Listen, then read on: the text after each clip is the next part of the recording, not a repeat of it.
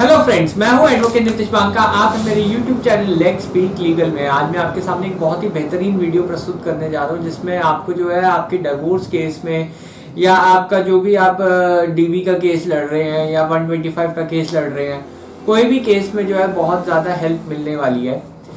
आज मैं जो है आपको जो है एक जो नया फॉर्म का जो एविडेंस है, जो आजकल कोर्ट्स में काफ़ी यूज़ हो रहा है, उसके बारे में बताने वाला हूँ। यानी टेप रिकॉर्डिंग जो होती है या मोबाइल से जो आप रिकॉर्डिंग करते हैं, वो जो है मैं उसमें क्या परेशानी आती है, प्रैक्टिकली क्या परेशानी आती है और उसको कैसे जो है आप निपट सकते हैं, ये जो है आज मैं डिस्कस करने वाला हूँ।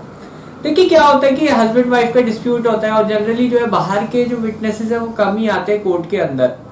तो एक ही ऑप्शन रहता है कि वीडियो रिकॉर्डिंग या फिर वॉइस रिकॉर्डिंग। आजकल मोबाइल स्मार्टफोन्स इतने आ गए हैं कि वॉइस रिकॉर्डिंग और वीडियो रिकॉर्डिंग जो है एक बहुत ही अच्छा प्रूफ जो है कोर्ट के अंदर आप पेश कर सकते हैं।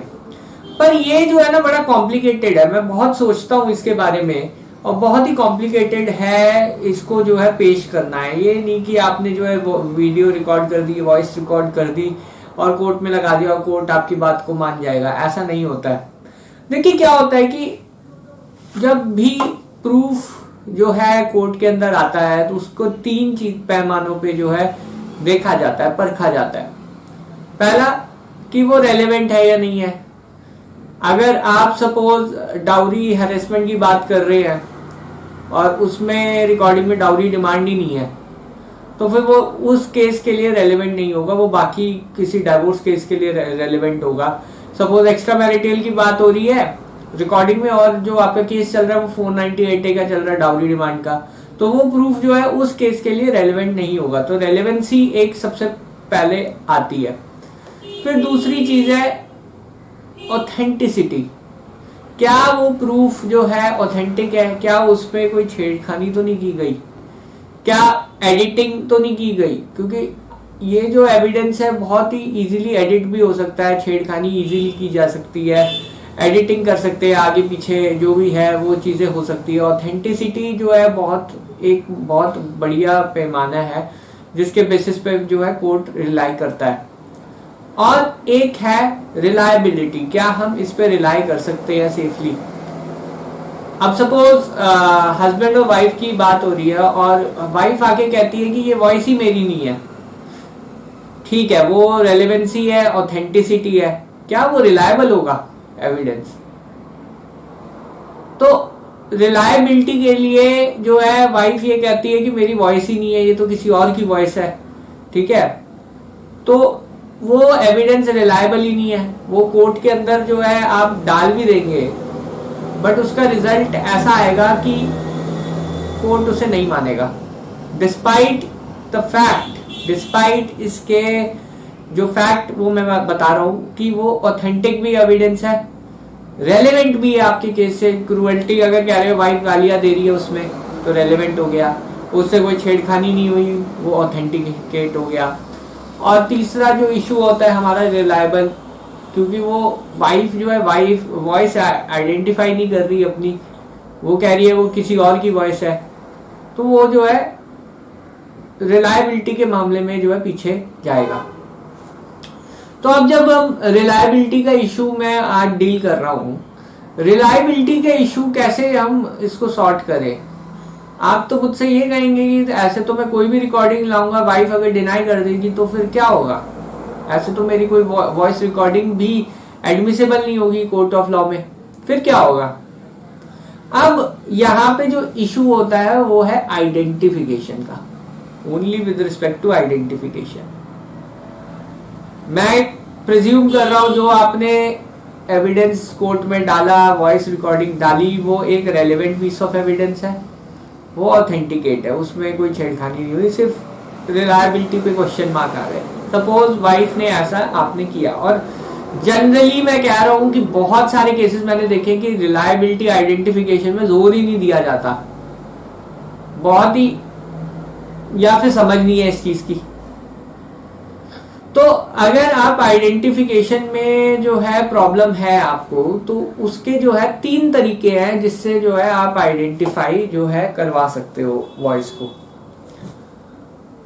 सीडी को आप कोर्ट में चला सकते हो जब उसका क्रॉस एग्जामिनेशन हो रहा होगा वाइफ का। आप वाइफ से सीधा सवाल पूछ सकते हो, क्या ये आवाज आपकी है या नहीं है, हाँ या ना में जवाब आएगा अगेन।